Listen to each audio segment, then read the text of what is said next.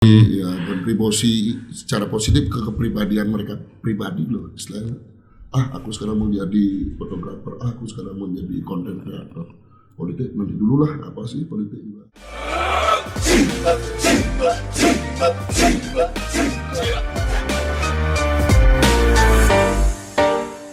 Oke, halo, assalamualaikum warahmatullahi wabarakatuh. Selamat datang dan selamat bertemu kembali di Gelora Bali Talks yang merupakan program dari Partai Gelora Indonesia Provinsi Bali. Podcast ini merupakan kerjasama antara bidang kepemudaan dan humas dari Partai Gelora Provinsi Bali. Nah, pada kesempatan kali ini sudah hadir di tengah-tengah kita narasumber yang sangat istimewa, yaitu Bapak Imade Hendrawan yang lebih sering kita kenal dengan panggilannya Pak Mangku. Apa kabar Pak Mangku? Sehat? Sehat, astaga. Sehat. Pak Mangku ini merupakan caleg Pak ya dari Partai Gelora Indonesia Dapil Bali. Wih, keren. Boleh tepuk tangan semua buat narasumber kita, luar biasa Pak Mangku. Hadir tengah kita udah berapa orang? 2 ya. Banyak lah nanti setelah di-upload video ini. Oke, Pak Mangku sehat. Tadi gimana perjalanan dari Bang Dik sini? Ya, santai-santai aja. Kita nggak usah buru-buru. Sama seperti lancar ya. Lancar seperti perjalanan politik juga. Nggak usah buru-buru ya, slow-slow aja. Iya. Kayak gitu. Wih, sudah tiba-tiba bahas politik. Padahal nanya kabar ya. Oke, Pak Mangku, tadi kan sudah nanya-nanya politik. Tentunya sekarang kita sudah mulai mau masuk tahun politik ya. Semuanya sudah hingar-bingar, ramai riuh gitu. Saya mau tanya dulu nih, sebelum kita lebih detail perspektif Pak Mangku nih terkait politik yang ada di Indonesia, khususnya di Bali deh, seperti apa? Kalau menurut yang sih politik di Bali sih ya sudah apalah dibilang standar enggak sih, sudah lebih standar, di atas standar lah, karena yang lihat sih dari antara partai politik dan masyarakat sudah membaur lah, di mana pendidikan politik ke masyarakat juga sudah melek politik. Jadi yang dibilang kalau perspektif saya sih untuk politik di Bali sih sudah tinggi lah, sudah di atas rata-rata sih, kayak gitu. Berarti secara masyarakat ini sekarang sudah mulai ngeh dan aware ya? Bukan aware lagi, sudah sangat peduli. Malah kalau politik di Bali itu ibarat apa ya, kayak gula sama kopi sudah sering mengisi kan kayak gitu. Oke. Nggak ada gula ya pahit, nggak ada politik ya pahit gitu, kayak gitu sih. Karena kalau menurut yang juga sekarang kalau di Bali, jangankan dari orang, kalau dulu sih mungkin orang-orang tua aja ya yang bahas politik. Karena kalau kita lihat melek sosmed, apalagi kalau kita up to date di Instagram, di TikTok juga, kalau kita yang lihat yang FYP sekarang ini ya, 5 tahun lalu dengan sekarang ini jauh berbeda. Lebih hingar-bingar, semuanya ada, akses informasi bisa kita dapatkan. Nah, balik lagi ke Jero Mangku nih, Pak Mangku, kenapa memutuskan untuk menjadi caleg dari Partai Gelora Pak Mangku? Kira-kira apa sih yang dilihat? Kalau kenapa Tiang harus bergabung dan dari awal ada di Partai Gelora yang notabene juga partai baru ya di Indonesia. Iya, betul. Karena yang lihat sih dari pertama itu dari visi misi Partai Gelora itu kemana arahnya. Nah, munafik juga sih Tiang lihat sih kalau partai baru dari mana, Tiang lihat tuh dari ketua umum. Oke. Orang-orang besar yang ada di dalam partai itu. Oke. Dan kebetulan dari dulu memang saya sama Pak Waketum, Pak Fahri Hamzah itu memang saya salut lah. Dibilang idola sih, cuma di atas idola sih bagi saya salut, karena dia satu-satunya yang lihat anggota DPR RI yang dari daerah lah, dari Lombok kan, dari Bima, NTB, sama seperti kayak kita di Bali. Cuma dia satu-satunya dari istilah putra daerah yang berani menggaung vokal di Senayan itu loh Pak. Itu yang saya senang. Makanya yang amati dari dulu ketika Pak Fahri itu buat organisasi sebelum partai itu Garbi. Dia sudah prediksi dari pasti sudah jadi partai politik udah menjelang 2024 kan kayak gitu. Makanya ketika ada langsung yang gabung gitu ya. Secara memang dari Pak Fahri sih lebih dari spesial, personnya, dari personalitinya suka gitu. Nah, harap keren ya. Asik. Keren banget. Harapan sih nanti Pak Mangku kalau lolos Senayan bisa seperti itu ya. Kira-kira bisa gak Pak? Kalau dia istilah kalau ya setongkar lah. Amin. Setongkar sih, yang sih nggak muluk-muluk sih.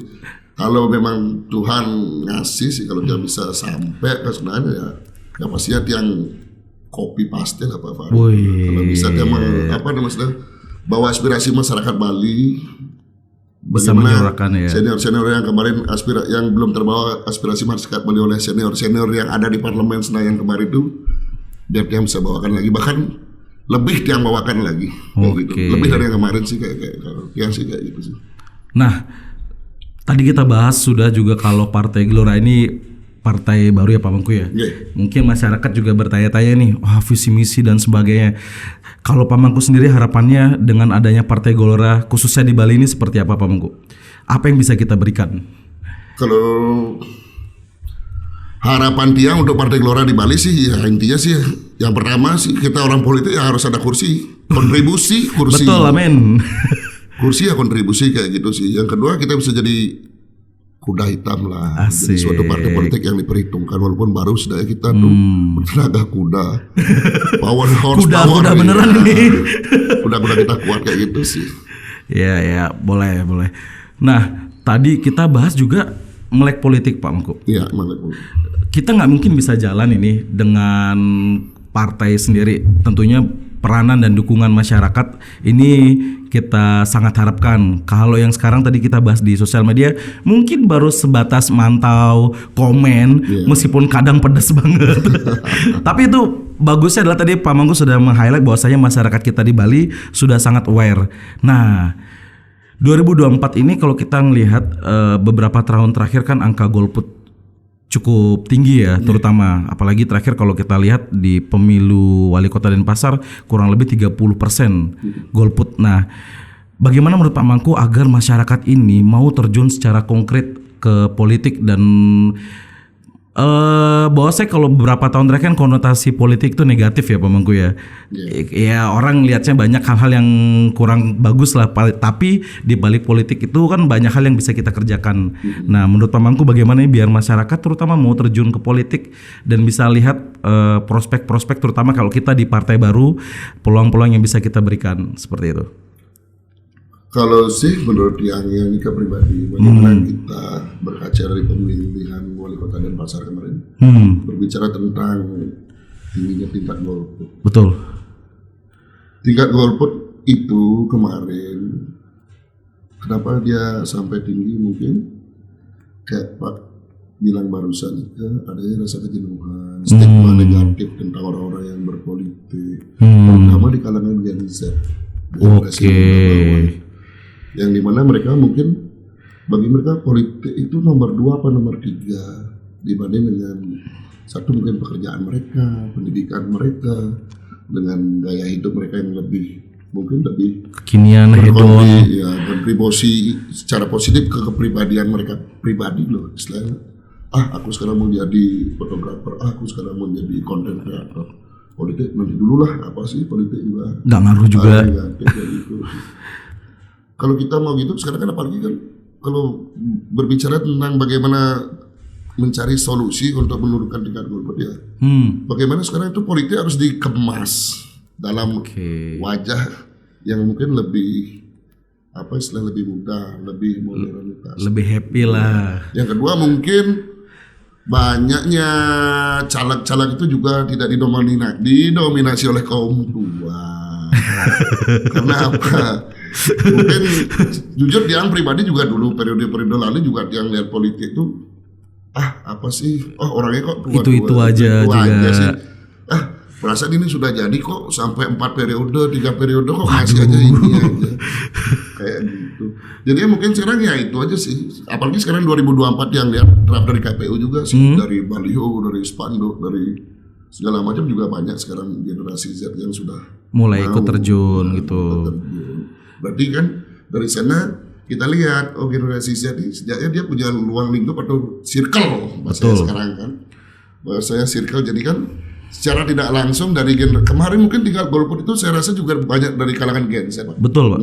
Kalau dari data yang saya baca dari Gen Z yang cukup tinggi. Kalau sekarang sih dari sudut pandangnya kayak pemilu 2024 ini tinggi sih daya tapi maksudnya Daya pilih, pemilihan. ya. Karena apa?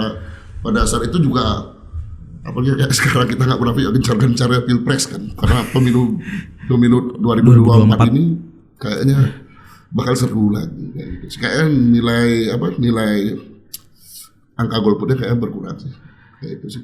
Ya lebih menyasar ke Gen Z aja dari sosmed segala macam kan masih bisa sekarang. Bagaimana kita ngemas pemilu 2024 ini lebih diterima di kalangan Gen Z kayak gitu sih. Kayaknya ngaruh juga dari promosi partai itu sendiri Pak ya. Kita nggak bisa dengan yang kayak secara, kalau dulu mungkin konvensional, baliho, datang, rumah dan sebagainya. Tapi peran digitalisasi ini juga perlu kita lihat sekarang ya, Pak Mangku ya. Banget. Menurut Pak Mangku seperti apa Pak Mangku? Wih, peran digitalisasi itu sangat berperan tinggi. Karena kalau nggak salah daftar pemilu kita ini hampir 50 sekian persen, 55-56% angka dari Gen Z. Iya. Setengah lebih dari masyarakat populasi Indonesia. Nah tadi balik ke yang digitalisasi itu seperti apa Pak Ugu? Kalau menurut yang sih karena sekarang juga era digitalisasi ini sudah nggak ke Gen Z lagi, bahkan ke semuanya kaum tua ya, ke semuanya sampai anak-anak kadang-kadang di bawah masih seusia sekolah pun sudah di luar kepala itu namanya HP smartphone segala macam, internet kayak gitu. Kayak sih sekarang nggak susah sih, mereka akan terbawa dengan sendirinya sih karena ada di sosmed kayak gitu kayak. Karena lebih cepat juga informasi. Woi cepat banget, koran aja sekarang kalah Pak kan. Di media online. Karena lebih cepat, apapun yang update sepersekian menit sudah langsung bisa kita akses dan kita tahu. Kayak contoh deklarasi yang kemarin hitungan menit, bahkan anak-anak yang masih kuliah dan nggak tahu pun jadi bisa tahu. Apalagi kalau kita bicara TikTok, FYP itu bermain dengan algoritma. Kadang yang tidak kita cari pun bisa muncul gitu. Nah, Mamangku, kalau kita bicara politik kan tentunya dengan berkaitannya tadi pengaruh sama nanti masa depan mereka lebih cenderung apa sih untungnya buat saya, atau juga saya mau jadi fotografer, mau konten kreator, mau jadi apapun yang kalau mereka jadi juga nggak ngaruh ke saya gitu. Bisa nggak dijelasin Pak? Mungkin banyak teman-teman yang di rumah masih muda juga nggak tahu kenapa sih caleg-caleg ini buat apa sih, anggota dewan ini ngapain sih? Padahal ada kebijakan politik di sana yang dibuat yang nantinya akan berlaku untuk kehidupan kita seterusnya, terutama 5 tahun ke depan. Mungkin boleh di-sharing dan jelaskan Pak. Kalau menurut yang sih kebijakan politik ya. Kebijakan politiknya. Kalau kita itu berbicara tentang calon anggota dewan atau calon legislatif. Iya. Mungkin tugas caleg itu banyak sih. Apa intinya kan kita mewakili aspirasi masyarakat dapil yang memilih kita, dapil di mana kita maju kan. Betul. Yang pertama. Yang kedua, kalau kita berbicara tentang caleg ke arah pribadi, secara personal sih mungkin saya rasa hanya beberapa persen yang merasakan ya, saya caleg, saya berhasil tembus.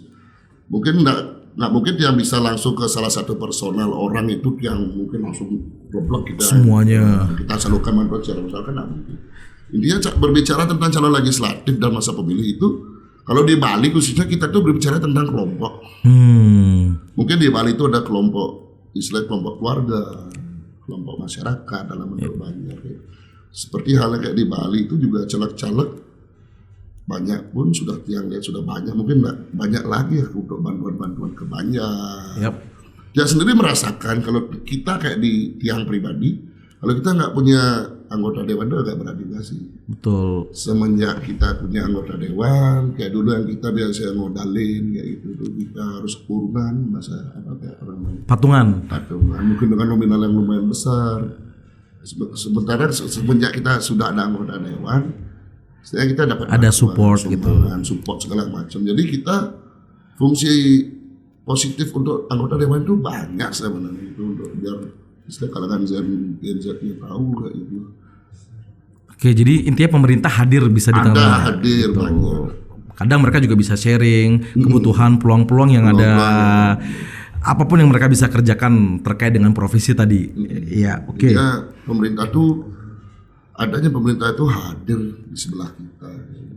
Dengan keterwakilan kita di dewan kan. Oke, jadi buat teman-teman ya, itu tadi udah dijelasin fungsi dari anggota legislatif, itu merupakan perwakilan kita yang bisa menyalurkan aspirasi. Mohon maaf kalau kita di Bali kita nggak pegang anggota dewan, kita tak punya anggota dewan di satu lingkungan kita tuh jujur berat sih, memang berat. Ketika desa sebelah punya anggota dewan, ya kalau Astongkara dalam lingkungan kita tidak berbicara tentang banyak apa-apalah. Betul, lingkungan aja dulu ya.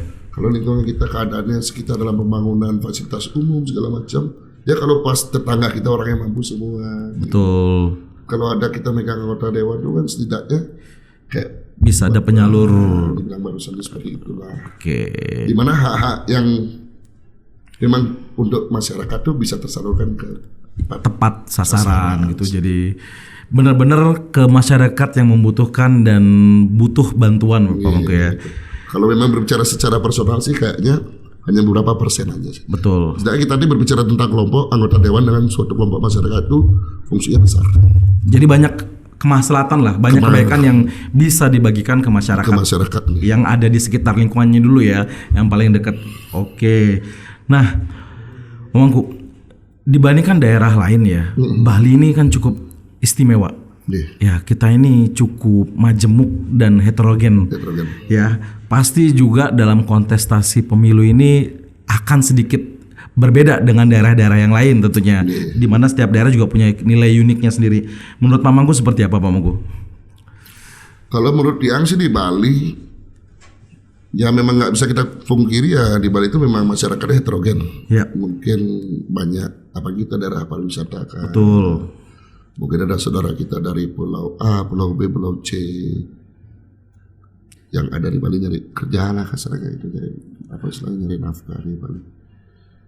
Ya kalau bisa sih sekarang seperti periode pemilu periode kemarin sih masyarakat itu walaupun dalam keadaan kemajemukan kecil, kita bilang ya di Bali itu secara tidak langsung untuk politik sih saya rasa mereka tuh walaupun pendatang, maaf ya kita bilang pendatang, walaupun kita bilang orang luar, mereka juga istilahnya bisa berbaur lah. Untuk pemilu kadang-kadang kita tuh walaupun orang dari A, orang B, orang C, kalau istilahnya kalau sudah mau ikut kita bantu suruh untuk ini ya mereka siap kayak gitu. Yang penting kebersamaannya juga ada. Iya, kita kebersamaan sih. Kadang-kadang kita di sini berbicara politik, agama itu di luar itu sih. Kalau politik, kalau kita bisa memisahkan agama dengan politik kayaknya lebih indah kayak gitu. Betul. Soalnya kita berbicara politik kan bicara tentang umum, tentang sosial kan. Tentang kepentingan yang lebih besar ya. Tentang kepentingan yang lebih besar lagi kayak gitu.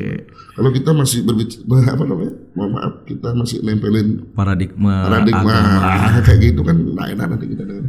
Soalnya kita kan bangsa majemuk. Betul.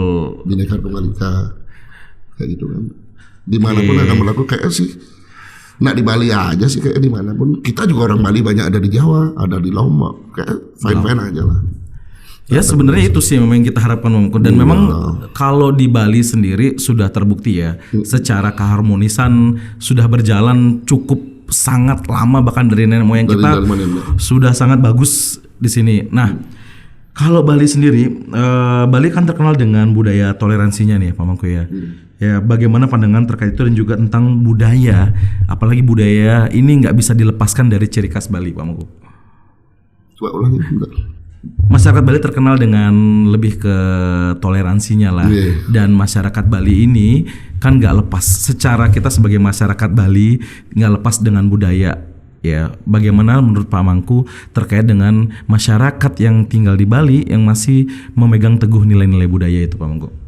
Begini Pak, Bali kalau memang berbicara tentang budaya dan Bali, budaya di Bali itu aksu, budaya itu urat nadinya Bali. Coba kita ambil perbandingan Pak, kenapa sih Pulau Bali dengan karakteristik pulau kecil di sini yang dimana ada pantai, ada gunung, danau, mungkin di pulau-pulau lain ada yang lebih indah mungkin dari Bali kalau kita berbicara tentang karakteristik alamnya. Kenapa harus Bali? Kenapa boleh-boleh itu tamu-tamu dari luar tuh lebih cenderung memilih Bali kan kayak gitu. Karena di Bali yang menjual itu utamanya sebenarnya sih bagi tiang itu budaya Pak. Budaya kita yang unik, budaya yang sudah diwariskan oleh leluhur kita. yang mungkin orang dari mungkin dari saudara-saudara kita di tempat lain yang mungkin mereka tidak punya, mungkin kita punya daya tarik Budaya. untuk tamu budaya tuh dari budaya kita sendiri. Makanya dia kembalikan lagi untuk kedepannya bagaimana sih kita bukan hanya apa istilah di Bali kayak sekarang yang lihat sih dari sudut pandang yang pribadi, bukan hanya kita secara untuk pariwisata secara bangunan dimegahin. Saya rasa mungkin itu ya memang penting, cuma mungkin jangan terlalu tak bilang terlalu jor-joran dulu lah.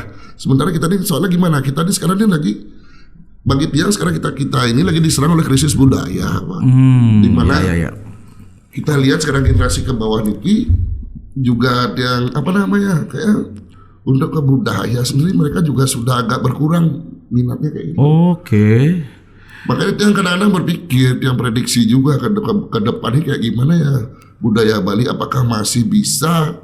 Janganlah masih bisa menjaga saja warisan budaya seperti yang sekarang ada. Apakah masih bisa kita ke depannya kayak gimana? Apakah mampu gitu? Janganlah membuat budaya bangunan, mengeksplor budaya-budaya yang ada ke arah lebih baik. Nah, kita untuk menjaga aja sih sekarang. Bagaimana 5 tahun, 10 tahun ke depan, apakah generasi adik-adik kita yang di bawah sekarang, generasi sosmed yang dibilang kayak gitu. Karena sekarang kita lihat kan anak-anak muda juga cenderungnya ya ke arah-arah pagi megang HP, baru bangun megang HP kayak gitu. Makanya kapan walaupun ada 1-2% anak-anak muda yang ngejar art, ngejar taksu, ngejar budaya itu, cuma kan nggak sebanding kan dengan jumlah tradisi budaya yang ada di setiap kabupaten di Bali kan banyak unik kayak gitu. Bahkan setiap desa pun juga beda-beda kan kayak gitu. Makanya jangan lihat biar dia berdoa sih semoga kedepannya sih anak-anak atau juga dari pemerintah lah membantu bagaimana di kurikulum sekolah itu untuk pelajaran seni budaya itu lebih kalau bisa dikuatkan. Berarti menurut Pak Mangku untuk menjaga eksistensi terutama yang tadi bilang taksunya itu salah satunya adalah menguatkan kurikulum di sekolah-sekolah. Kalau sih kejarnya sih di kurikulum sekolah sih, Pak. Kayak gitu sih. Dari mana kita membentuk karakter dari usia sekolah. Ya karena kalau yang tadi disebutin pantai, gunung itu kan semua nilai plus gitu ya. Saya bilang nilai plus ini enggak semua punya, Pak. Oh gitu. Di Labuan Bajo ada di betul. Bili ada. Di luar negeri pun juga ada. Di Jember Papua bagus, di Jawa banyak. Di Ciwidey juga bagus, dataran tinggi, di Dieng bagus juga dingin. Di Telaga Warna bagus, Bromo apalagi kan. Iya. Kalau aja sekedar berbicara pantai, saya rasa di Indonesia kan Pak tahu kan pantai banyak. Berbicara gunung mungkin lebih banyak. Salah satu garis pantai terpanjang di dunia Indonesia. Kalau kita mau bertarung soal pantai-pantai, selamat tinggal lah kalau dia bilang untuk Bali. Makanya kita menjual selama ini sih menurut yang secara pribadi sih budaya utamanya. Jadi budaya itu urat nadinya Provinsi Bali bagi Tiang kayak gitu sih. Oke, berarti sebenarnya ya taksunya Bali itu ya budaya dan kultur yang ada di sini. Kultur ini ya. Nah, kira-kira Pak, untuk balik lagi kita ke Partai Gelora ini, apakah menurut Pak Mangku sudah cukup dikenal untuk di Bali sendiri, Pak Mangku? Ya, kalau untuk di Bali sendiri sih, untuk Partai Gelora sih, menurut Tiang ya untuk ukuran partai baru berdiri 4 tahun ya kalau nggak salah. Iya.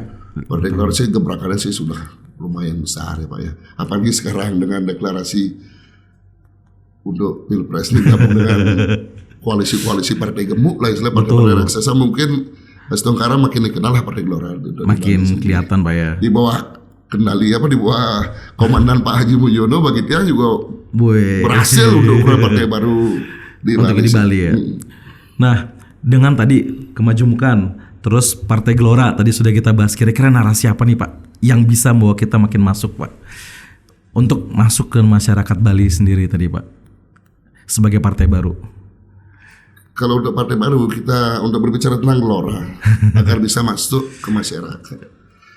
Kalau di Bali sih yang bilang ini orangnya kan heterogen yang bilang.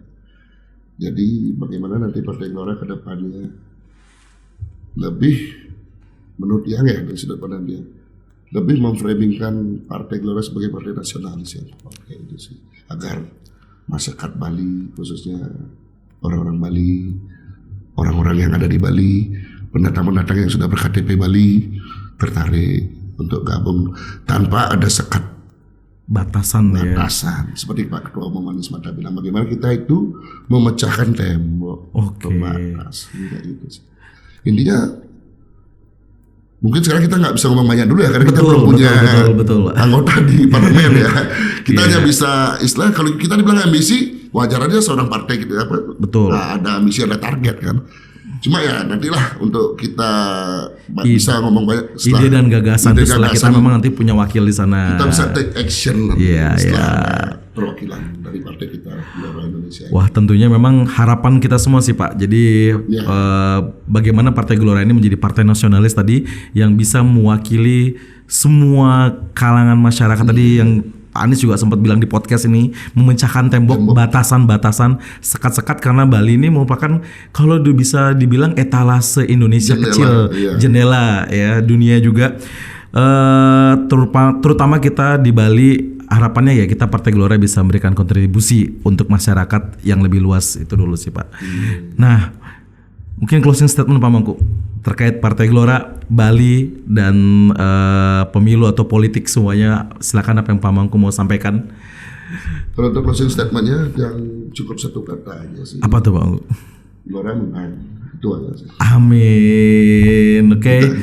Ada lagi mungkin? Ya seperti yang bilang tadi, kita belum bisa ngomong terlalu banyak Pak. Intinya kita tuh punya bersyukur ya, kita target lolos parlemen threshold 4% dulu biar kita ada wakil di Senayan. Tuh. Lebih kita bisa kalau kita sudah ada wakil di Senayan, mungkin kita bisa lebih berbuat banyak untuk masyarakat Bali. Itu aja sih. Dan jangan lupa pilih Pak Mangku wakil. Boleh dipresentasikan sendiri Pak Mangku? Iya untuk masyarakat Bali ya. Kalau bisa dibantu ya. Tolong dibantu yang maju ke DPR RI Dapil Bali dari Partai Gelora Indonesia nomor 7 dan nomor urut yang pribadi nomor 2. Yang mohon bantuannya untuk masyarakat Bali yang ada di Bali khususnya ya. Untuk sarang-sarang dibantu agar dari Tiang dan dari partai juga bisa mewakili aspirasi masyarakat nanti di Senayan ke depannya. Ini kemarin saya ucapkan. Amin. Boleh applause yang meriah dulu buat Pak Mangku teman-teman. Ya, jangan lupa boleh dibantu Pak Mangku supaya nanti bisa banyak hal lagi ya yang jauh lebih besar yang bisa kita berikan. Bisa berkontribusi lah untuk tanah kelahiran saya sendiri, tanah kelahiran kita bersama di sini. Amin. Jangan lupa pilih partai nomor 7, nomor urut 2, Dapil Bali. Oke.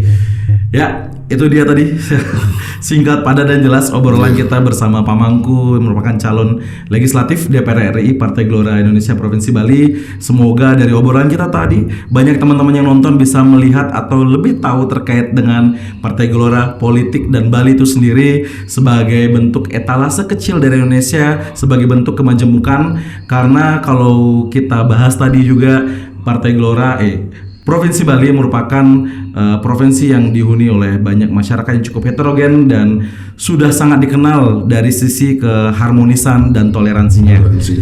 Oke, demikian Gelora Bali Talks edisi kali ini bersama Pak Mangku. Semoga apa yang kita share dan sampaikan bisa bermanfaat buat teman-teman semua, sekaligus menambahkan pengetahuan dan informasi terkait perpolitikan yang ada di Indonesia, terutama Partai Gelora dan Provinsi Bali pada khususnya. Terima kasih dan sampai ketemu di kesempatan berikutnya. Assalamualaikum warahmatullahi wabarakatuh.